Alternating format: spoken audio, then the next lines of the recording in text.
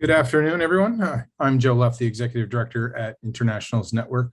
We really appreciate you joining us today as we share our newest report, Serving New York City's Multilingual Learners During COVID, Reflection, Re-enrollment, Re-engagement, and Recovery, Insights from Internationals Network. I'm going to give you a quick preview of what the next hour is going to look like on the next slide.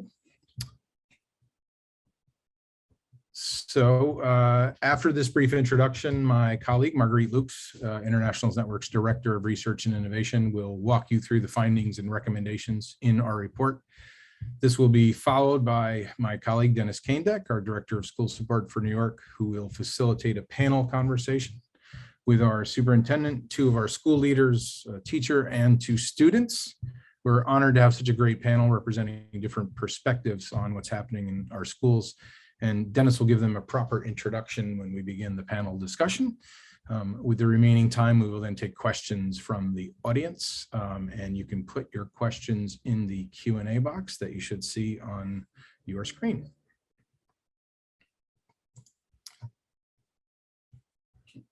Okay. So in true international style, this was a deeply collaborative effort between our staff and the many, many amazing educators and students across our network, some of whom are joining us today. I also want to acknowledge contributions and support from our Research Advisory Board, and want to acknowledge the support of the New York Community Trust, who generously helped support this report in the webinar, along with some of our efforts to support schools in New York City. And a huge thanks to the incredible Internationals team, who I am privileged to work with each day. And we're going to put a link in the chat so that you can look on our website. And in addition to some other interesting things that you'll find there, a little bit more about the many, many people on our team who contribute to all of this work. So a quick note, next slide, on who we are and what we do. You'll see our vision and mission on the screen in 1 second here as we switch. Internationals Network, for those of you who don't know about us, is the only school development and support organization that's dedicated to the needs of new immigrants and refugees. And we've become a leading national voice in the fight for educational equity for multilingual learners. We partner with schools and with districts to better serve MLL students by addressing their social, emotional, academic, and linguistic needs. We design, develop, and support schools and programs that serve MLLs. And a key part of this is providing access to a collaborative, robust network. And you're going to get to meet some of the members of that network today. A little bit more about our national network and our network in New York City on the next slide. International supports 16 New York City DOE schools here in New York City. We designed and continue to support these schools in collaboration with our partners at the New York City Department of Education. Our 15 high schools, we also have one middle school in District 9, but our 15 high schools are part of the Access Superintendency under the leadership of Executive Superintendent Tim Lasante and our Superintendent Alan Chang, who we are excited to have part of the panel today. Nationally, as you can see, International supports a network of 30 schools and academies, which are programs within larger comprehensive middle and high schools across the country. We thank you again for joining us, and I am now going to turn things over to my colleague, Marguerite Lukes, who will share some of the key findings and recommendations from our report. Marguerite. Thank you so much, Joe, and thank you, everyone. We're so pleased to have so many folks joining us here today. Before we start and launch into the findings and some insights from our work, we're going to launch a poll, because also in true international style, we want to get a sense of who's here. So you'll see a poll up on the screen, and you have 2 questions. The first question is, what's your role? And the second question, we're curious where you are geographically right now. So take a minute and respond to the poll. We'll give it a second. And I'm hoping everybody could see the poll.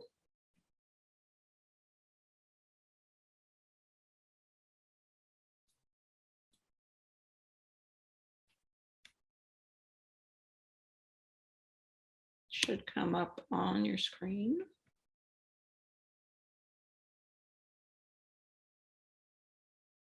Okie dokie.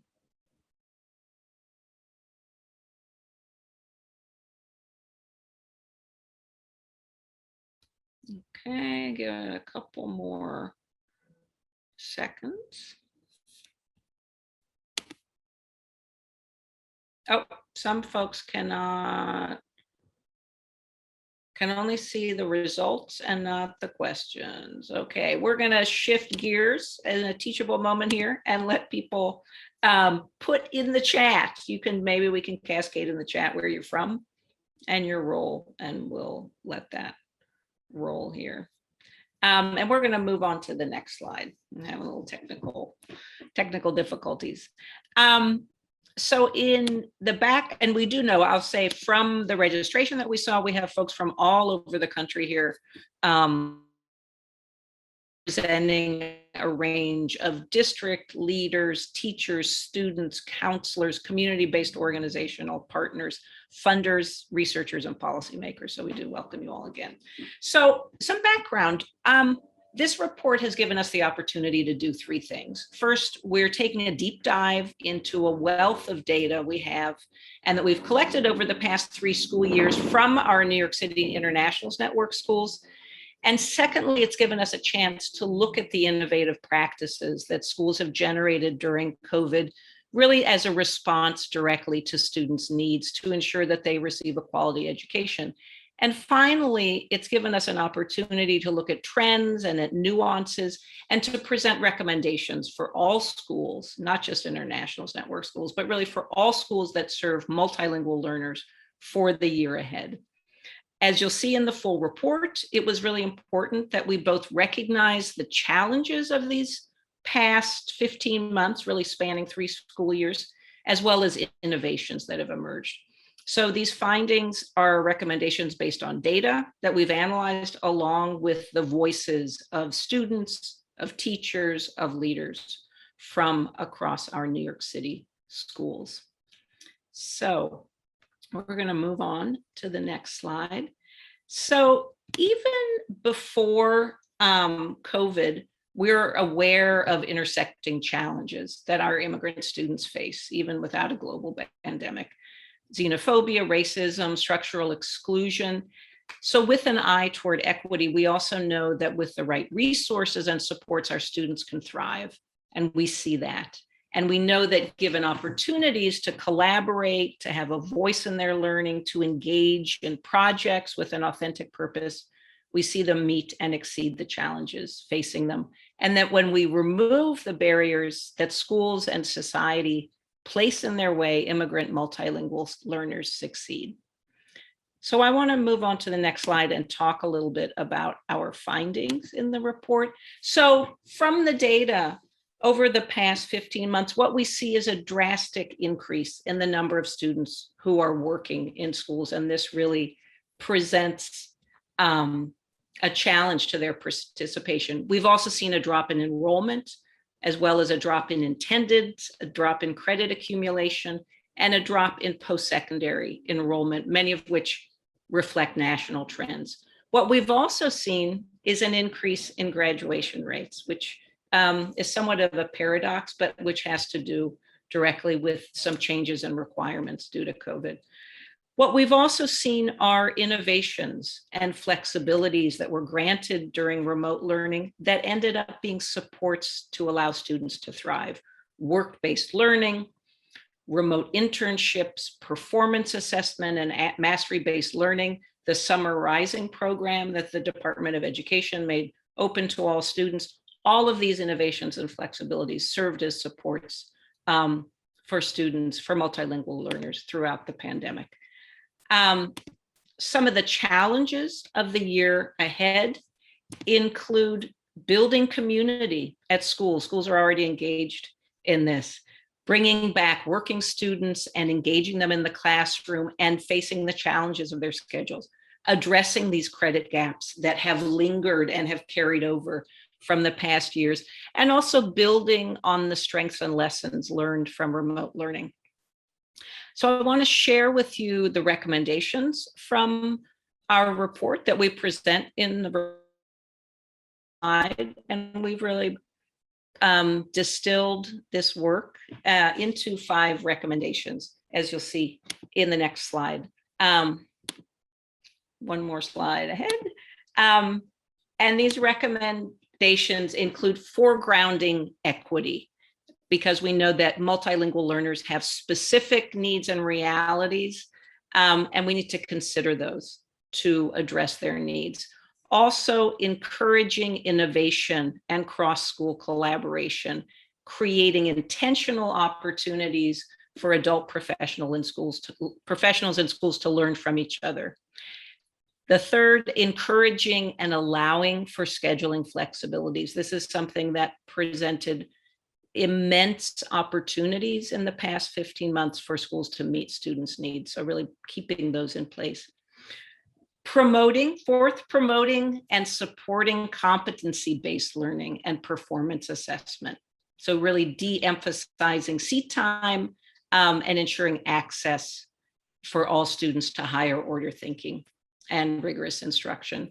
And finally, learning from the past 15 months to continue to incorporate opportunities for asynchronous learning in ways that are not just technology for technology's sake, but that are meaningful, accessible, and promote equity for diverse learners. So I am going to pass it off to my colleague, Dennis de Guzman Kindek, to introduce the panelists and lead us through the panel. Good afternoon, everybody, and welcome. As we begin for our panel discussion, I'd like to introduce our panelists.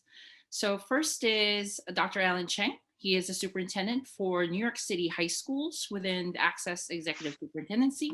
His districts include schools in the consortium, the Internationals Network, and New York City Outward Bound. Prior to this, he was the deputy superintendent for the district and has been working for the New York City Department of Ed for the past 2 decades. Norma Vega is our second panelist. Norma Vega is a former social worker at Brooklyn International High School and principal of Bronx International High School.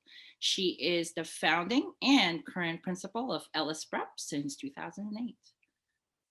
Dr. George Badia recently retired as principal of Pan American International High School at Elmhurst. He was a former assistant principal at the Pan American International High School at Monroe, assistant principal of Newcomers Program, Jumpstart Academy, ESL and Foreign Language Department at John Adams High School.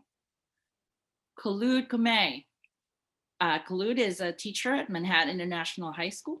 She was raised in Amman, Jordan, proud Arab Filipino American, and began school in the US in 7th grade. She enjoys teaching 10th and 11th grade social studies. We have 2 student panelists. We have Claudia Joa, who is a 12th grader at Manhattan International High School, and Mamagor Diop is currently an 11th grader at Manhattan International High School. Thank you, panelists, for being here today. So to start us off, we will start with our students. And really, my leading question for 2 students, so both for Claudia and Mamagor, how has school been like for you in being back on campus for the last 2 weeks? I want to make sure you can hear me. Can you hear me? Yes. Oh, okay. So my name is Claudia Hoa, and I'm from the Manhattan International High School. So lately, my school experience as a senior back on the school has been welcoming and informative on how protocol is going to work, introducing the topics, student and staff, and to start the regular classes. So it has been very welcoming. Like they have been treating us back slowly and slowly, so we could understand the concept of how everything is gonna work out from now on. Mamagor? My name is Mamadou Diop and I'm from Senegal. So school has been really exciting and different because last year everything was full remote and we were going to school in Belen, but mostly you would see like 9 students, 8 students, not a lot of students. And this year, we get to see our friends and stuff. And most of the students are also like new to the school. So everything just has been new and surprising at the same time and great. Thanks, Mama Gore. So I want to add on to that, Mama Gore. So I want to follow up. What's been going well for you in terms of being back in school? So I heard you say a little bit of seeing your friends, but are there certain pieces that is really something you're really excited about, or some things that you feel like, oh, we need to work on this more?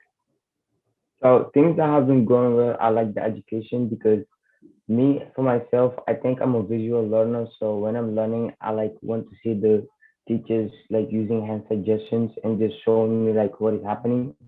Because even though I can understand like what people are saying, sometimes I just like need a little bit of help, like just hand suggestions. So like just being back to school just really helped me because there I have like more confidence of learning and I can see my teachers like whatever they're explaining and whatever they're doing. And I think like most of the things that have been going well, especially the learning because we like in school we just have been taking things like slowly. If because I feel like if we go fast, I'm gonna get lost and stuff. But I think things are going really well right now. So I want to add up to that, and I want to say that for now, everything is going well. For example, the way that the staff has been welcoming us back in a slowly way since we haven't been in school for 2 years due to the pandemic, and also since we haven't learned in person for a long time. And it was a difficult time for all of us because some students or staff lost people along the way with the pandemic, and some students had to get jobs because of the needs their family needed during the pandemic since some parents lost their jobs and weren't getting enough to survive during the pandemic too. And everything was a disaster during those years, and we all know that. But now school is getting students their mentality ready for a year back on school by introducing the topics and us little by little for the past 2 weeks to then start the real stuff with regular classes since also in remote learning some of us weren't even learning as we were used to, including myself, which honestly didn't understand much of what happened in the past 2 years academically. So to go on from that to fully present in the school is a big change for us, which we have to get accommodated to or used to. But I believe this year will be a good experience for all of us, for all the values we have and our outcomes too, especially seniors who are in their last year and need to start getting ready for college. Thank you both for that. Thank you for setting up the tones, kind of like getting your lens to this. And I'm going to keep inviting you back to respond to some of the questions that I'll have as it relates to your experience. Okay. So Mm-hmm. this next round, I'm going to direct these two questions, this question to our two principals, Norma and George. This goes out to you. So in reflecting on the past year and a half, what has been the main impact of the pandemic for your staff, for your students, for your school community? And is there anything that is not getting enough attention in your opinion? George, you want to? Let's start with George. Well, yes, when I reflect back on all the challenges that we had throughout the year, since March 2020, I feel that we learned through this experience that each student really benefits from getting the support and the connection from an adult in the building. We created some structures along the way to support all the students. So during that time, we assign an adult to each student to make sure that they receive the proper support, not just with attendance, but also with classwork or anything else that was happening in the family. I also learned from being flexible with the students and really understand where they're coming from and listen to their story and make sure that for each student, we have a different type of structure or system to support them better. And that really make them more successful in school. And probably I think some of the things that they're not paying too much attention right now is probably for those students that they're transitioning back, but they still are managing school and work at the same time. And probably the in-person setting doesn't work for them 100%. So for us, I would say the first thing for me is that I am deeply grateful. And grateful that I have a fabulous staff. And I think that allowed me to, really go through opportunities in this pandemic as opposed to looking at them as challenges. I think the other thing that became very clear is that we take ourselves wherever we go. And so that meant that I could take Alice from brick and mortar into Alice into virtual. And so the goal for me as all of this was coming out was to maintain stability and have very clear structures and expectations for the staff, and that school is to continue, especially when school is the place where our kids feel safest. It's where they have their friends. It's where they have their teachers. It's where they have their boyfriends. They cry. They go to the counselors. It's where they have, they spend the better part of the day more with us than they do with their families. And so the key was to ensure that Alice felt like what it would have felt like in person online. And so we maintained a schedule where all of the most pertinent things that are important to the school, our team meetings, our guidance meetings, our attendance meetings, our discipline meetings, our interdisciplinary meetings, everything was maintained, our coaches meetings. So nothing stopped. We continued in as if nothing had happened, knowing that a lot is happening. And the outreach was unbelievable because we wanted to engage kids as quickly as possible. And we wanted to ensure that we knew what was going on with our students as quickly as possible. And really what allowed us to do that in a really effective way was the fact that I had a learning to work partner, the Mission Society, which is unbelievable. And that arm of 7 people, 6 of whom happen to be our alumni, with their bachelors, and one of them is a social worker like me, they all chipped in, and we all ultimately had a ratio of 6 adults for every 1 student. So there wasn't a point that we didn't know what was going on with our students.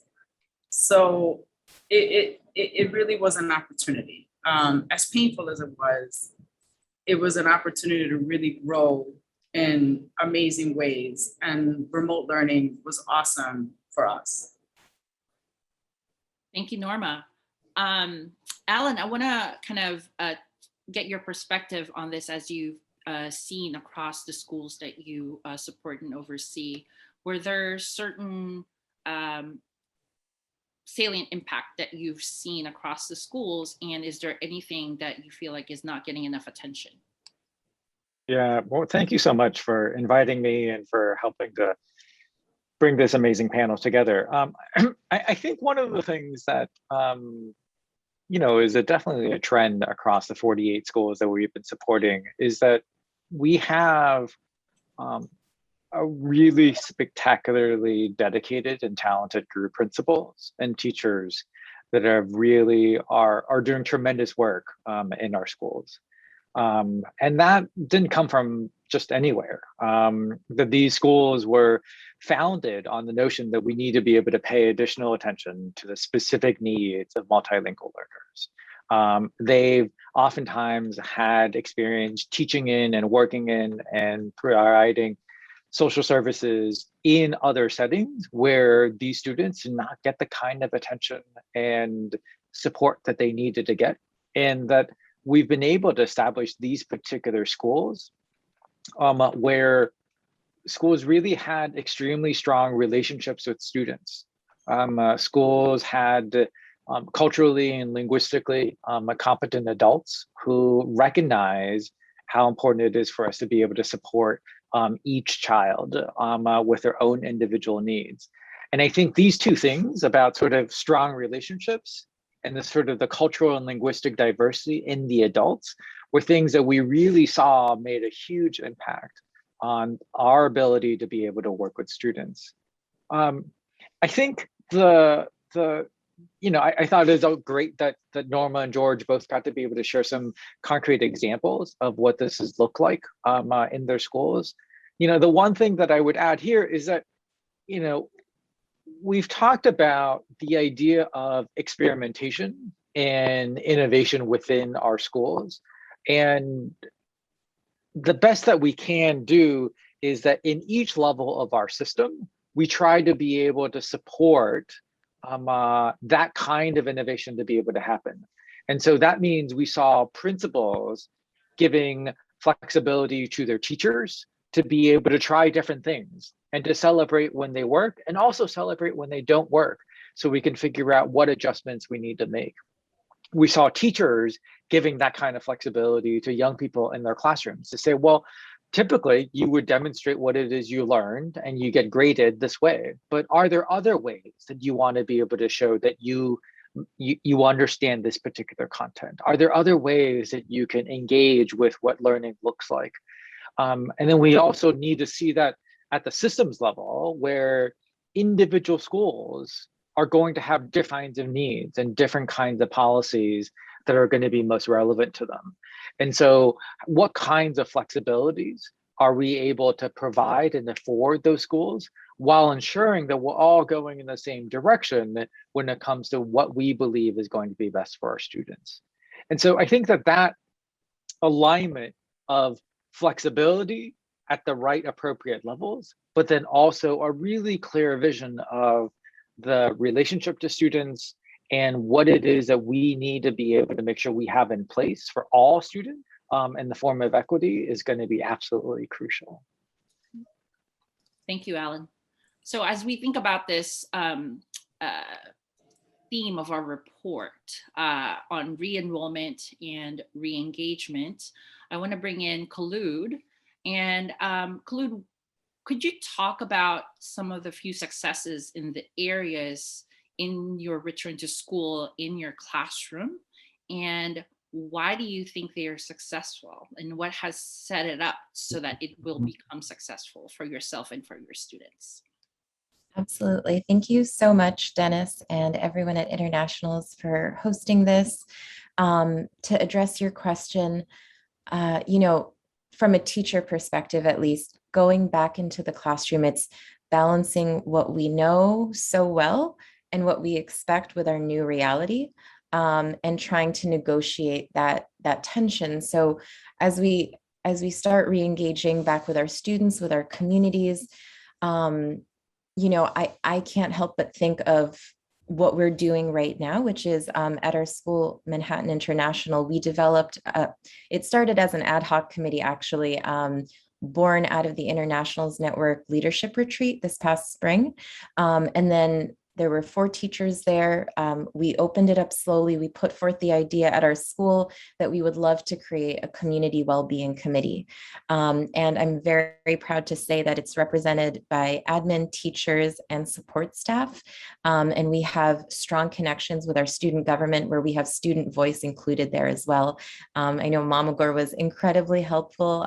Claudia has been active as well with reintroducing our students back to the school throughout this process.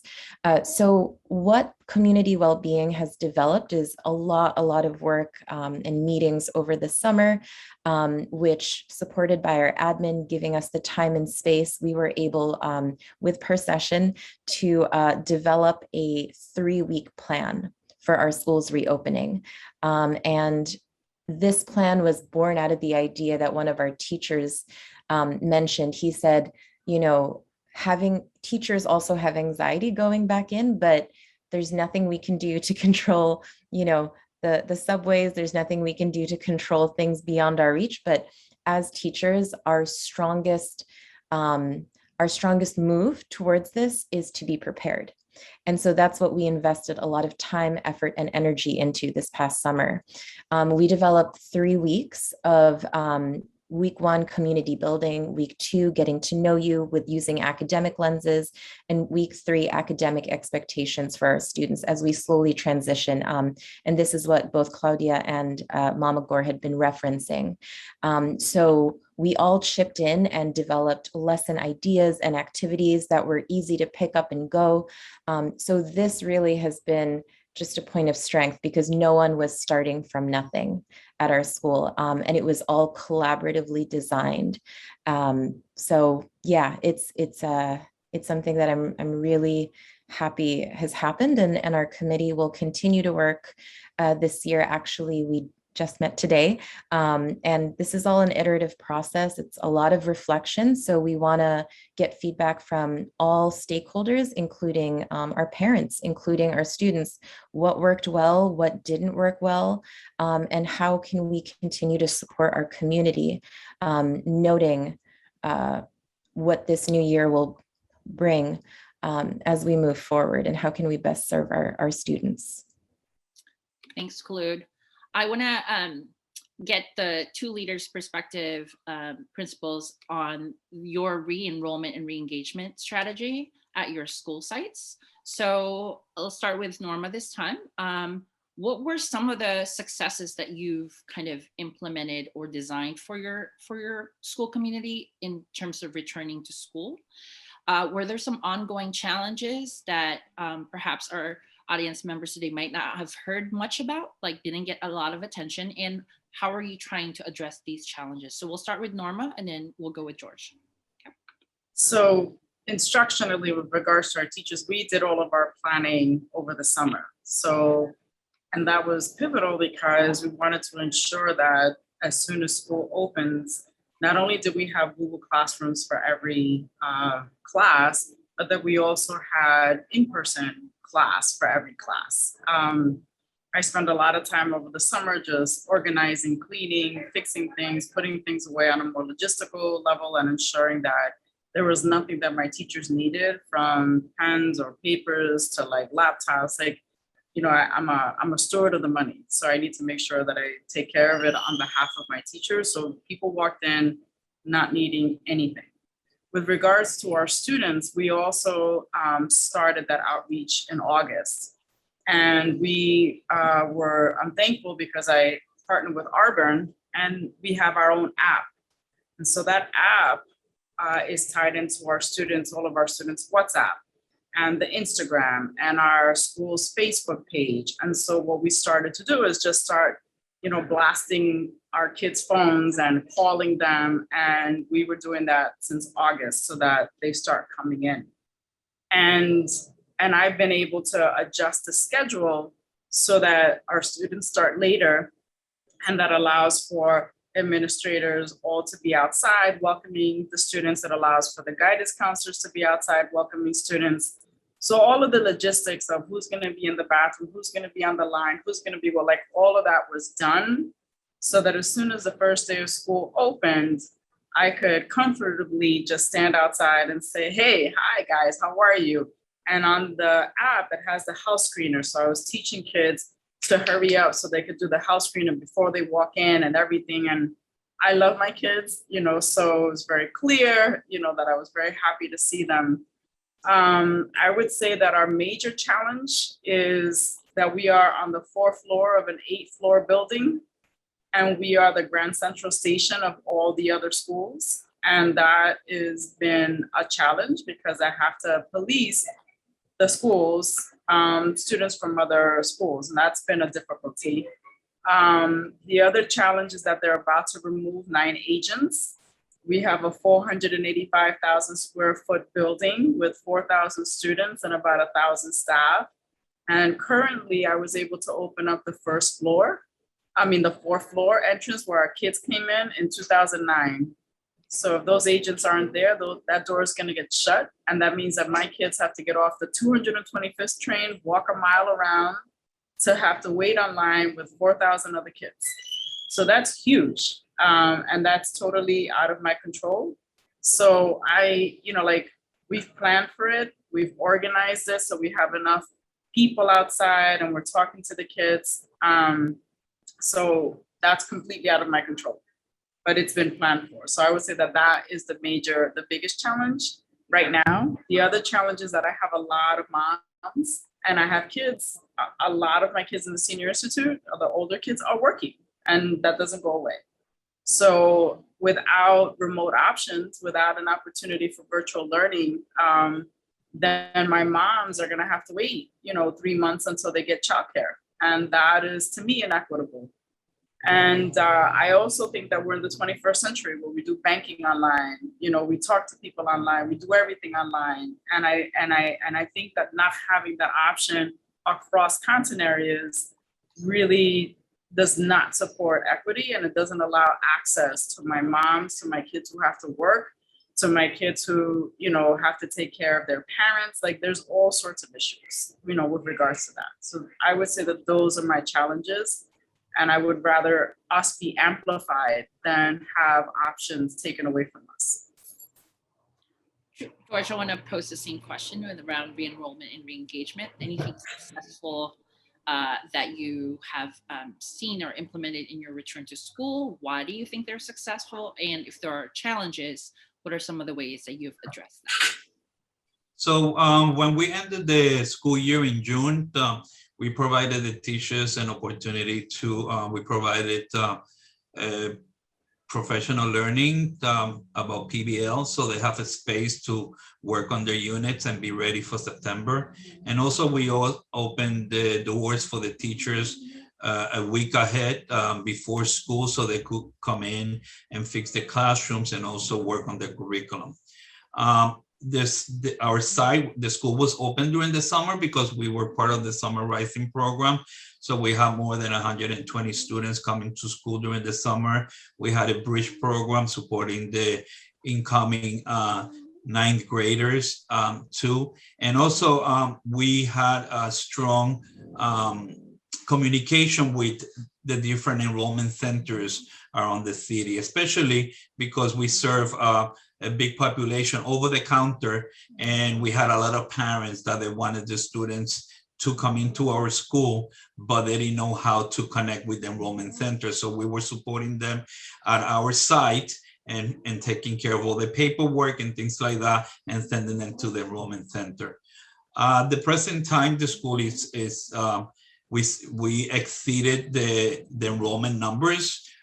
The expectation for the DOE was 358. Right now we have 415, and we cannot really take more students, even though there are more students that they want to come in, because we don't have the space. Especially with social distancing, we want to keep the cap in our classrooms around 25 students, and give that space as well.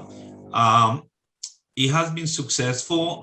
More than 90% of the students are attending in person right now. And we have a strong communication with the families. And basically, that's it. Yeah. Thanks, George. Okay. I want to bring it back, Alan, for this next round of questions. So in thinking about the recommendations that were put forth from the Internationals Network, what are some of the changes in policy or practice that you would like to see that would help support what the principals have said regarding re-engagement and recovery from your own perspective and from the patterns that you've seen across the schools in your district? Yeah, I mean, I think one thing to add here is that we should not underestimate the power of sort of small local level experiments. And what I mean by that is that, like, you'll have teachers or students who will come up with what may seem like just a tiny little adjustment that you can make in a classroom, in a hallway, something for entry, something that they can do for a project option as opposed to something the teacher's already designed. Those are all, again, seemingly little things, but can make a really big difference in terms of engagement. And so I find that oftentimes when we're in really large, complex bureaucratic systems, there's this fear of not allowing for flexibility in certain policies because we're worried about perverse incentives. We're worried that, like, if we do this, then don't we open the floodgates for everybody else to also do that? Or aren't we worried that, you know, if we have flexibility in this case, it's going to be abused? And then like, what's the worst case scenario that would happen when we implement this kind of flexibility? And that rarely bears out. We should certainly think about, well, what are the possible outcomes? But oftentimes it's a fear of the worst possible outcomes that makes it such that we're not willing to have any kind of experimentation. I think that that's one, like, and maybe this is sort of just the meta response here, which is that like, it's not so much that like, I have recommendations for policy changes, as much as it's a belief that at our local level, at the students, teachers, and at the principal level, they have recommendations for what policy changes ought to be. And when we're talking about really large, complex systems, we oftentimes don't give much credibility to those ideas. And then we can take the ones that really work well and begin to say, well, what are the conditions that allow them to work? And how can we see that happening in other locations? Thanks, Alan. Khulud, I'm going to bring you into this around the recommendations as well. So from where you're sitting in your lens through this work, what are some of the change in policy or practice that you would like to see that would help support you as a teacher and your fellow teachers and your students around re-engagement and recovery, like from your current lived experience? Yeah, I think what our superintendent Alan has just said really resonates. Ideas, right? And when you have an idea as an individual, where do you take it? What do you do from there? And I'd like to connect this to one of the recommendations that are in the report, which is supporting what was it? Intentional spaces and opportunities for adult learning, both at the school level and cross school. Because I've been a member of the Internationals Network Professional Development Committee now for 5 years. And I've done home language working group. Thank you, Marguerite. Looking at other working groups this year as well. But my colleagues also are deeply engaged in work with the consortium, whether with the math group, with the government groups. But we have all these people who have fantastic ideas, and it's great when we're able to work within our communities, within our schools, and very importantly, bring students into this as well, because I think student voice, and I'm so proud that Claudia and Mama Gore are here today, because they also have fantastic ideas. I'm so proud that when a student has an idea, as two of our other student government students had recently, it made it onto our coordinating council agenda. It wasn't something that was taken lightly, like, oh, that's nice. No, adults discuss these ideas that the students have, and we found ways to integrate it into what we're doing already. So supporting teachers locally within our schools and across schools, we're able to take these ideas and to make them really happen. And administration support is essential, but also community buy-in as a whole. And I think something that's been mentioned is our families can't be left out either. So we have a fantastic parent coordinator. She also is very active with bringing people together and spreading these ideas. So that second recommendation really resonated. And I think it's something that's worth exploring some more and worth advocating for seriously in these contexts of education with where we are now. Thank you, Khulud. I want to shift gears a little bit and take the questions from the audience. So what I'm going to do is kind of direct a couple of the questions that our audience members have for a specific group of panelists. So I'm going to bring back our students. So Claudia and Mama Gore, I have a question for you. There's actually two here. So what has been, as you transition back to in-person learning, right? So you've been in front of the computer for about a year, 2 years now. What has there been has there been a big challenge for you in terms of transitioning back to like being in person? Was there certain things that you feel like you needed to get adjusted to, or were there things that you were kind of concerned about as you went back into the building? Like, curious about those. So going back to the building, it is and it was an amazing experience. I feel like going back in person to school wasn't a big challenge for me, and I feel like it was for the best because most of the students learn better in person. So I'll pass it to Mama Gore's experience. Is Um, Thank you.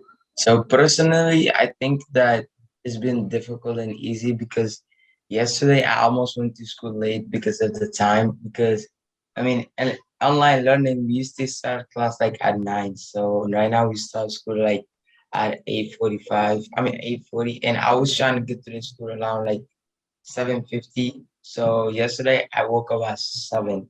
So I thought I was gonna be late, but then I wasn't because yeah. But yeah, I think that the timing and like just putting my schedule, like organizing it, that's just Right. So I'm hearing a little bit of like trying to get back into the groove of like waking up and like traveling, right? Like kind of that time of travel, including into your schedule for the day. Yep. That's very valid. So the follow-up question to that, and our audience members wants to know, is how has the pandemic impacted your plans for the future? And what support do you think you'll need to reach your goals after high school? So it has impacted a lot because we could have gotten ready for college last year when I was like a 11th grader. Also, it put a different point of view for all of us on what we were supposed to do back then. But now we are getting all the support we can. We're able to ask all the questions we can now that we are at school. And also we get recommendations from our counselors, teachers, and the staff in general. And now there are more options for students from 9th grade to 12th grade. So I think that since the COVID, like our opportunities have been like cut short because most of the programs that you get to do after school, like before the COVID started, you were not like able to do it because of the pandemic and stuff. So when colleges look at you, like what our teachers mostly tell us, like they want to see like students who really like get involved with other things that is not just education. Like they just want to know like if this student is he like curious, you know? So I think that the pandemic has really like affected that because with the pandemic we couldn't do none of those kind of stuff. Like and when I was in ninth grade, I had cooking club which was really fun. But then the pandemic hit, I couldn't have it. And then like before the pandemic, we also had like this thing called it was like a soccer tournament like in a school, like the entire building. Because there are like 7 different schools in the building, so or just it was fun. Because like it's not only our school, so a lot of stuff just has been really difficult when the pandemic started, especially at the beginning. Thank you both. I want to address the principles for this from our audience members. We'll start with George. George, what is one key element that you want to make sure to keep in place for the year ahead? And was there something new that emerged during remote learning for you? George, I think you're on mute. Yes, keep open communication with all the families. I think that during the pandemic, we learned we work as a community, a real true community where we supported the families, not just with the education of their children, but also with anything that they were going through. If somebody passed in their family, if they were missing food, if they lost their job, we were there for any legal advice, anything that the families needed, we were there. So I would like the school to continue that strong support with the families and that open communication, and also individualized approach for all the students, supporting them with whatever they need. Norma?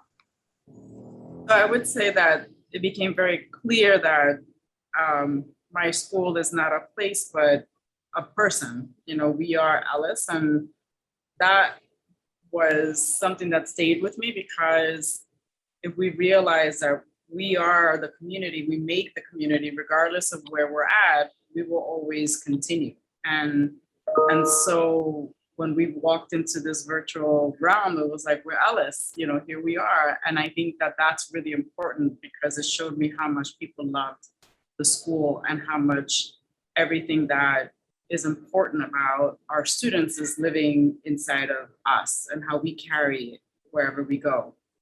The other thing that I want to keep is the technology as an amplifier, not as a supplanter. And I, for one, hate technology.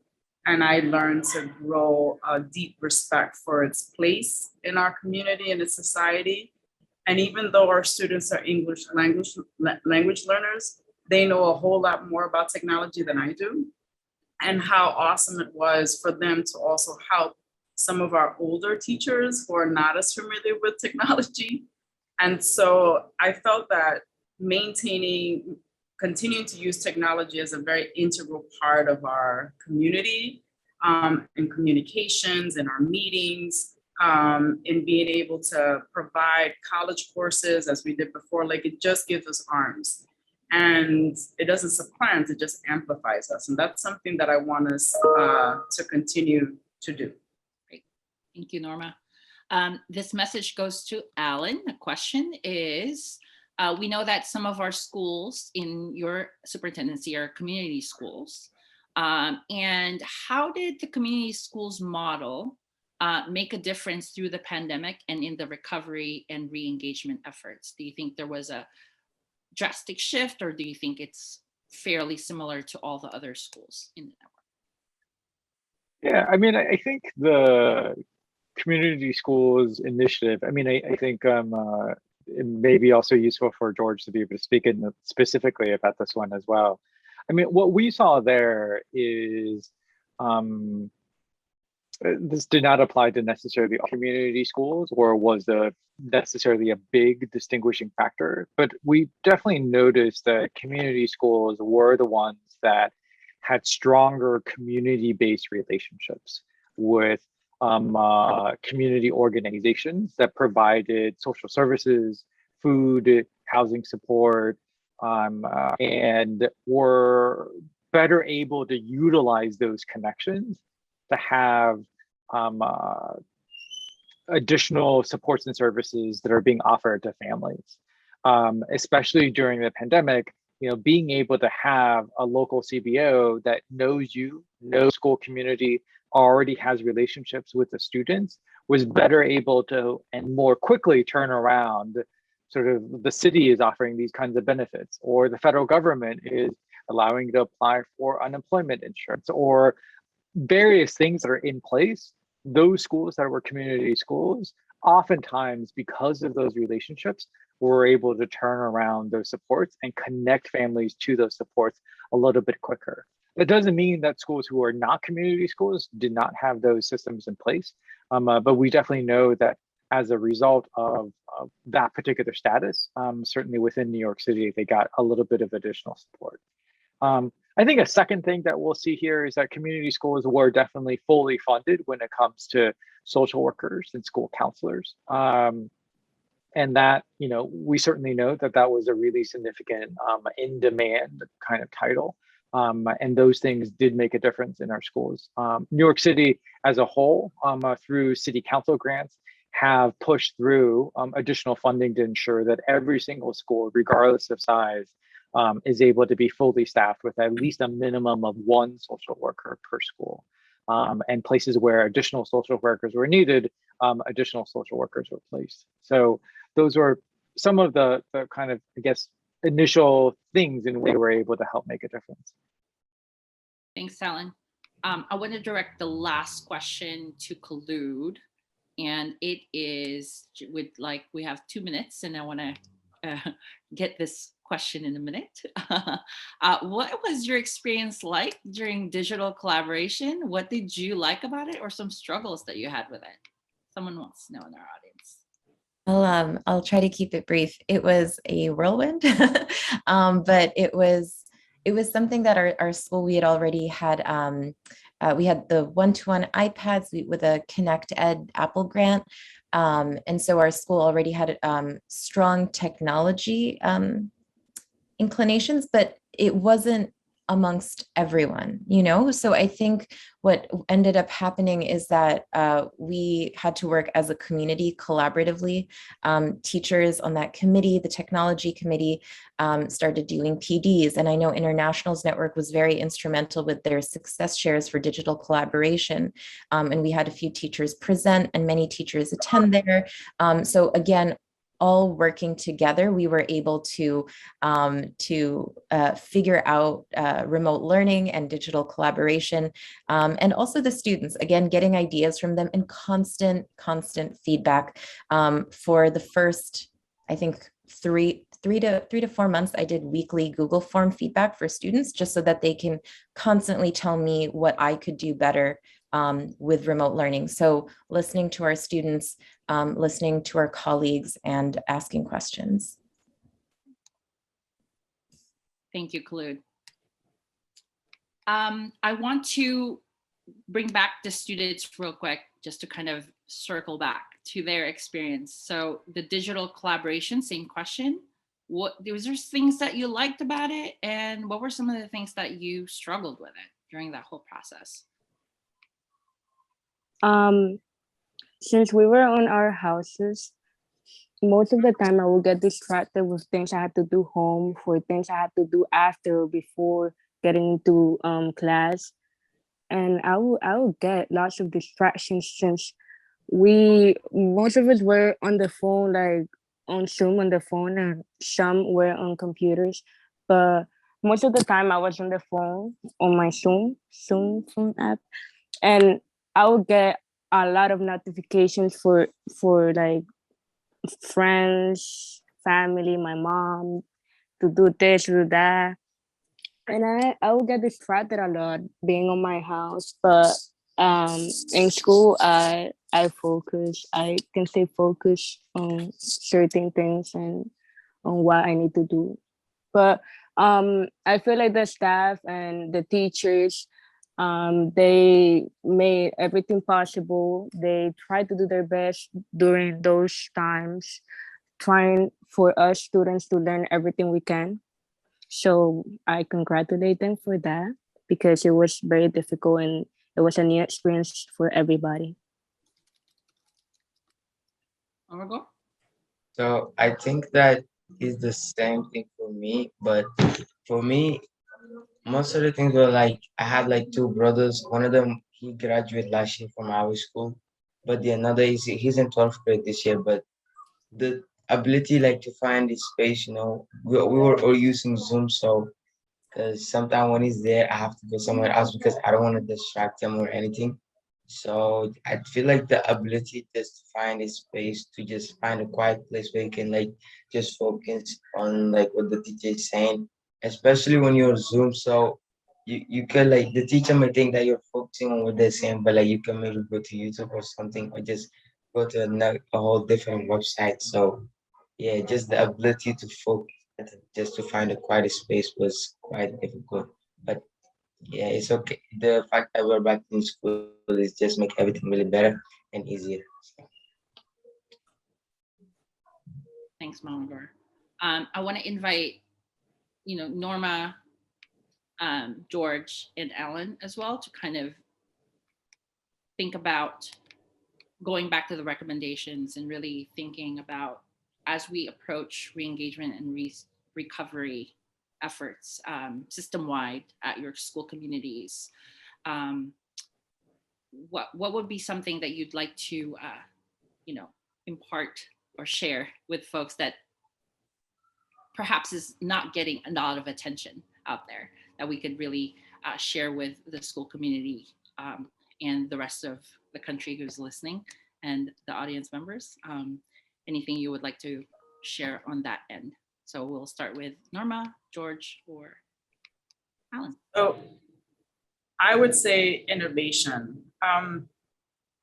Much the way that they want us to differentiate for our students, as we should, and we need to differentiate for our teachers as we should. I think that there needs to be differentiation based upon schools. Some schools are in different places than other schools. And I think that there was a time where we had autonomy, right? And I would like to go back to that time, and I would equally want to be accountable. And so being able to have the autonomy to design a program that further amplifies my students' experiences in the 21st century, and that I would be held 100% accountable is something that I would look forward to. Maybe not, if there's a principal who's younger, may not want to do that, but I would love to have that level of autonomy and match it with the accountability that comes along with it. But we learned so much this year, and it hurts to think that we can't duplicate it or replicate it again the way we did it last year. We did a lot, and so I would love to have the trust and the respect to be autonomous and to be innovative with my school. For me, like Norma, autonomy, but flexibility. I believe that the principals, the school should have the flexibility to create schedules and programs that are appropriate for the students. I believe, especially right now that we're transitioning from, and we're still during a difficult period of the pandemic. We have students working, we have students with multiple responsibilities. So not just one approach fits a particular student. So as a principal or as a community school, we need to provide our population what they need. So the principal should have the flexibility to create a schedule that works for the students, that they could be successful. And with that, with innovation, as well as we have a large number of undocumented students that they need to work. So why not make things a work-based program with school at the same time? So to allow the principals to be creative. Alan, you get the last word. All right. I mean, I think perhaps an appropriate last word is for us to really make sure that we are consistently creating opportunities where we're really listening to students. And, we, as a district, really encouraged our teachers and our principals to create multiple opportunities for us to genuinely listen to students and understand what their experiences were like, to validate them, to take their suggestions about what it is that we can do, and really work with them. I think that's those are amazing, great practices that we know that teachers have always done, and we strongly believe that those recommendations that the students have are among our very best for how we can make improvements to our schools. I think the second thing is there are greater societal challenges and problems that we have when it comes to sort of our legal system, our housing system, our immigration system, that as we allow for opportunities for schools to do really meaningful curricular and academic work, those things in turn, in fact, empower our young people to become agents of change, to be able to advocate for those changes to happen. And so that it is this actually really interesting cycle where what we're able to do is, by changing how and what it is we teach, ultimately empower our young people to be the people that actually create and make the changes back into our system. And so the very things that are affecting our young people's lives, instead of just teaching them about it, we should be working with them to empower them so that they can go forth and help advocate for particular kinds of changes that would help benefit everybody else who doesn't have those voices. Thank you, Alan, for that closing statement. I want to thank everyone on the panel. Alan, Norma, George, Khalud, Claudia, Mama Gore, thank you so much for being part of this discussion, this conversation. Our audience members really appreciate hearing from you directly. and kind of really hearing your experiences within the last 2 weeks of school reopening. So really appreciate your thoughtfulness and your work to serve our students and families. So really, really appreciate that.